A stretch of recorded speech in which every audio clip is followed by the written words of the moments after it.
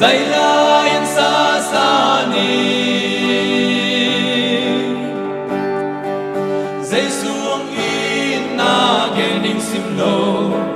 adang okay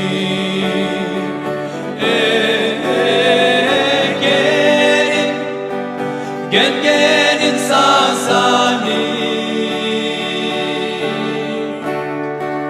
dây xuống in na gen in sim lo adang okay lâu na pan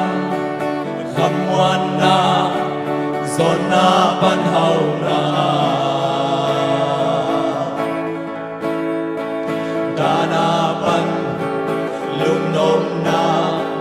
nan na pan dam na hong pia oh si na pan nun na hong pia Giêsu in na gen sim te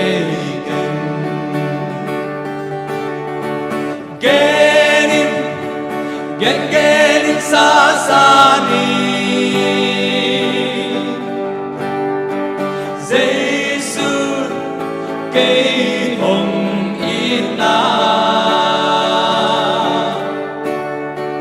lai dây la in xa xa ni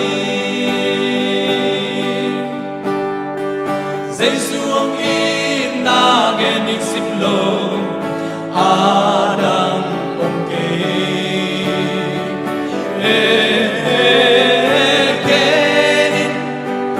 gen in xa xa ni Giêsu in na gen in sim lo adang okay Viết min sa khom ni sa ke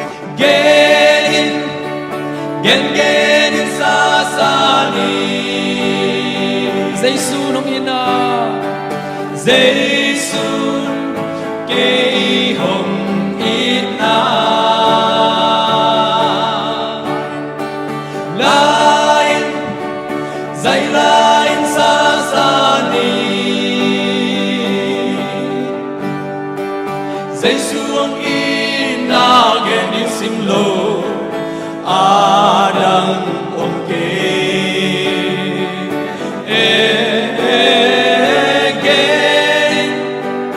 gen in xa xa ni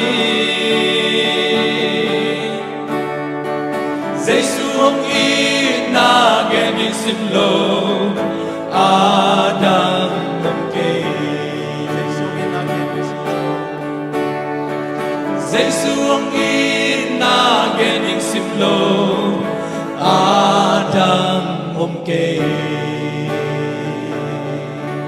to pa min than na tang ta hen